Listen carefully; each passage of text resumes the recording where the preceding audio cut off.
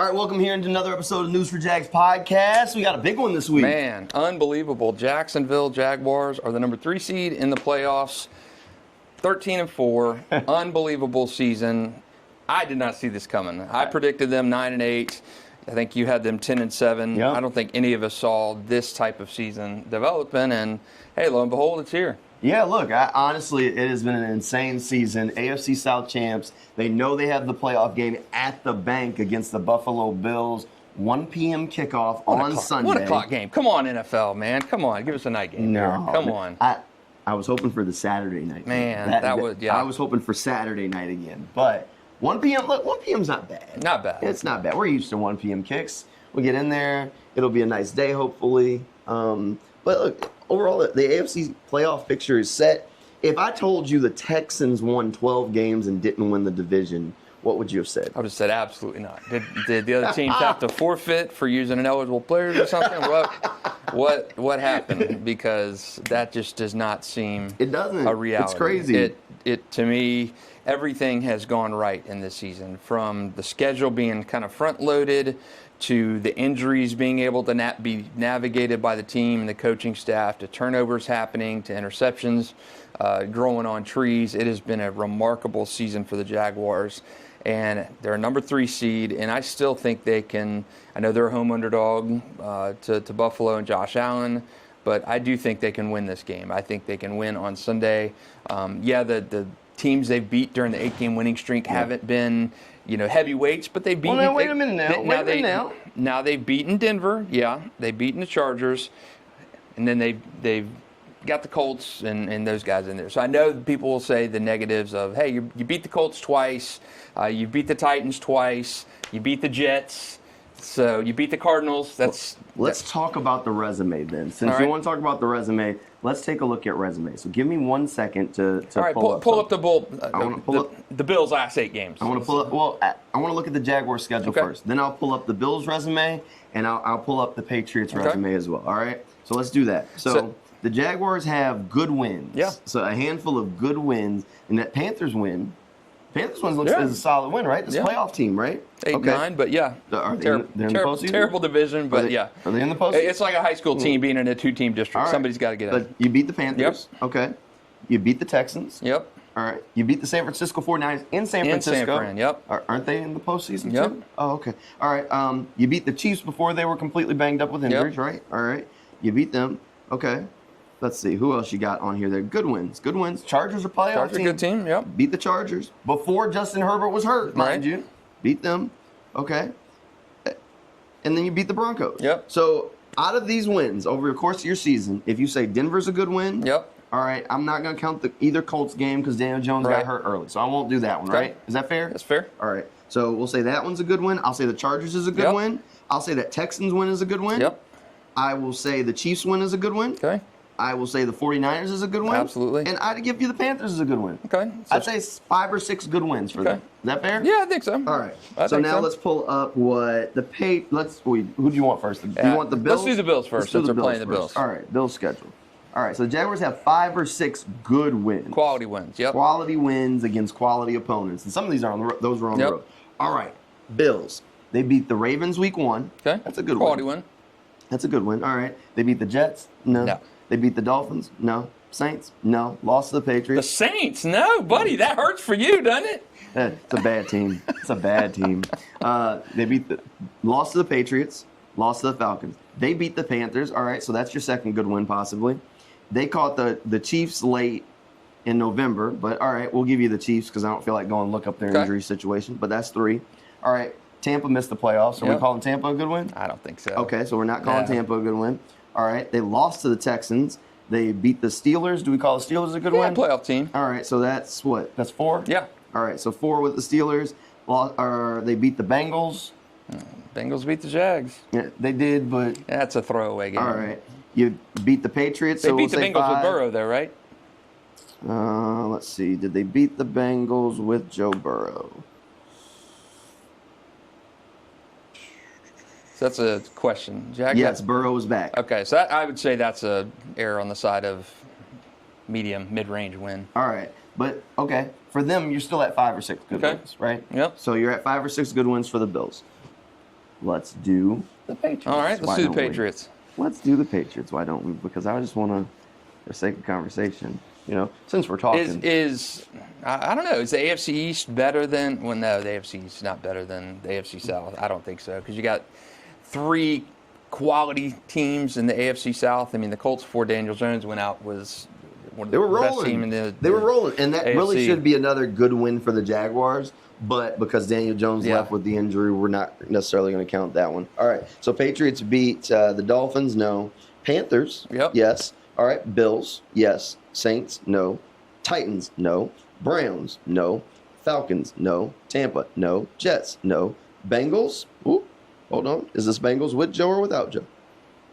I believe it's with Joe. Let's check the box score. This is Bengals with Joe Flacco. So we're gonna Probably not. We're gonna go Probably no. not. Okay. Back to the schedule we go. They beat the Giants. No. Lost to the Bills. Beat the Ravens. Is this Ravens with Lamar? Mm-hmm. Let's check that one out. Let's see. Lamar hosed me this year, by the way. This so is Ravens. Lamar looks like he left that game with an injury. So do we count that? Yeah, probably. I would probably count that. You count it with Tyler Huntley playing half the game? I mean, they winning in last night, so I would say that was a decent. But the Ravens lost. I know, but we counted that as a quality win for the Broncos. We didn't do the Broncos yet. I'm sorry, not the Broncos. We just did the Bills. But they played with Lamar. They played with Lamar. I would say quality win. All right, we'll say 3. Okay. Then you beat the Jets. No. Beat the Dolphins again. So the Patriots have 3. Yeah. Number 2 seed though. I don't know. Yeah, I think to me, I think during this 8-game winning streak, and I see the negativity about Jags are playing nobody. You went on the road and beat Denver. You beat San Francisco when Trevor still wasn't Trevor. Trevor playing like he is now. Mm-hmm. And yeah, you struggled to beat the Raiders. You struggled to beat the Cardinals, but you're winning games on the road. I don't know. I don't know. 12-5, 13-4. I don't know who's played the more difficult stretch of games. 8 games. You can't deny Jacksonville's on fire right now. Trevor Lawrence, whatever switch has flipped in him with the coaching staff, it has been remarkable. Now I want to see this Trevor over a full season, and I think going into next year with him knowing the offense, maybe he's not wearing the wristband next year because he's got such a better grasp of things. But, man, Trevor has been playing out of his mind. I mean, we saw in 22 that stretch of Trevor, how it just propelled Jacksonville to a remarkable finish. That was a 9-8 team who needed to beat a bad Titans team in Week 18. Right. This is a team that really should probably have the number 1 seed. I mean, you lost to the Bengals with Jake Browning. I thought really the only 2 games that Jacksonville was really outplayed in was the Seahawks game on offense. You had no answers offensively in that game. Yeah, they were bullied. And the Rams. And then the collapse in Houston, I think exposed some flaws, which ended up helping them. But I think really they've only been outplayed this year in 2 games. Yeah. 2 of 17 games. Now last year you had all the close losses. I mean, 8 or 9 losses by 1 possession. You were close, but you're winning those games this year. And I think what Liam Coen and James Gladstone and 2 rookie coordinators and Tony Baselli have been able to do with this team. And we've talked before, you and I, and Sponge, about high school streaks and things and momentum. Those matter. They do matter. They absolutely matter. And when you have a fan base that is used to getting kicked by the national media or opposing fans coming in here, we don't respect, that means something. Yeah. And this whole reset in the franchise has absolutely flipped that. And this is with a lot of the same roster. I think I counted like 27 guys on the roster from last year came back. I mean, this is with more than half of Trent Baalke and Doug Peterson's team from last year. So this is more than half. I mean, we're past more than that. Justin, we talked about the free agent class as being like small, and they're not getting anything from the rookies. No, rookies have been bad. So, I mean, most of them are hurt. They've been underwhelming. Most of them are hurt. Bashal Tutin's been your best guy. Well, who else is healthy? Justin, Travis Hunter's hurt. Caleb Ransall's hurt. Jack Kaiser hurt. Jalen McLeod hurt. Wyatt Milam got hurt, and I still don't think he's healthy. Hey, but they claim he has. I saw ESPN did an all-rookie team last week and gave Jonah Monheim the center. Monheim's been good. But Monheim's been good when he's he played. got In the ESPN story, it says, Jonah Monheim. You're asking who is this? Well, he's played 164 snaps. he's barely He's not played. playing. I mean, he's playing. Monheim, Rayon Lane, LaQuint Allen, Bashal Tootin. Yeah. Those are your only rookies that are playing. Tootin's been the guy this year's rookie class. I mean, from week 1 to 18. I mean, Travis Hunter obviously showed some crazy potential and coming off his best game when he got hurt. So that's disappointing. I wonder what this team will look like with another year of free agency, another rookie class. To me, I don't think Gladstone's going to sit in the second round. I think he could trade back up in that first round. So another year with this staff. Another year with these coordinators, provided they all stay. Trevor Lawrence's growth continues to go up. You've got a team that suddenly, for all its deficiencies of the past, this team actually looks like it's built to sustain some type of consistency, some excellence for a little bit of time. Yeah, look, hey, it definitely could happen, that maybe this is the new normal, the beginning of something. Maybe. A turning of a corner. Or maybe this is a special year. That was overall the prevailing message from the locker room, the feeling in the locker room. I remember sending our guy Kyle, I said, hey, go out in the hallway and record him coming off the field. And there were a few screams and excitement, and we've seen the video in the locker room. But overall, these guys, it looked like another game. It wasn't. In 22, guys were coming off. There were video Doug Peterson celebrate. They were happy, but I wouldn't, if I had to rate it, compare it to where they put any other game, I wouldn't say it was that different. And the message that most of them gave me in the locker room was, this is great, but if this is all we do, it's a wasted year. We think we can do something special. Job's not done. Yeah, and I think when I say historically, streaks and all that stuff. Now, Jacksonville and Buffalo played twice in the playoffs. Yeah. Not a lot of these guys were here in that span. I think Dwan Smoot is the only guy from 2017 who was Logan Cook. He may have been here. But I thought Smoot was the only guy.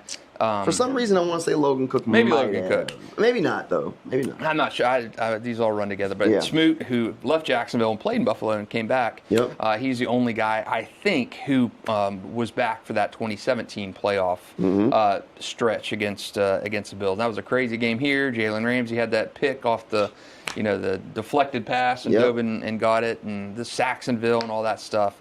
But McDermott was here as coach at that time. And then you go back to 96 when I watched the Elway documentary on Netflix last week, and I loved to hear John Elway talking. That was probably the most crushing loss of his entire career to Jacksonville in the 96 divisional round, because Denver was unbelievable. Jaguars were a second-year team. And Jacksonville went in there. I remember they were up like 13-12 at halftime. Natron Means had a big catch in that game. And they won. They were up 30-20 late in the game, ended up winning 30-27. And I love Elway saying that was the most just damaging, soul-crushing loss of his career. Well, he won a couple Super Bowls. But he did.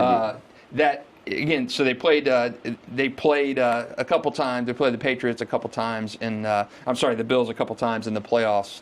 They beat the Bills in that first-round game to get to that Denver game back in 96. I think Jacksonville can win this game. I know it's new teams, it's Josh Allen, but, hey, Jacksonville has had a little bit of success against Josh Allen in his career. And I don't buy I was listening to ESPN last night for the evening games, and they're like, well, you can't sleep on Buffalo Bills. I think that people who have not watched the Jaguars on the national scale, and there are a lot of them, don't understand the energy and passion and fire, and they look at stats and numbers and haven't seen the games. But this is a team that has gotten the turnovers to fall their way this year. 22 picks as a team.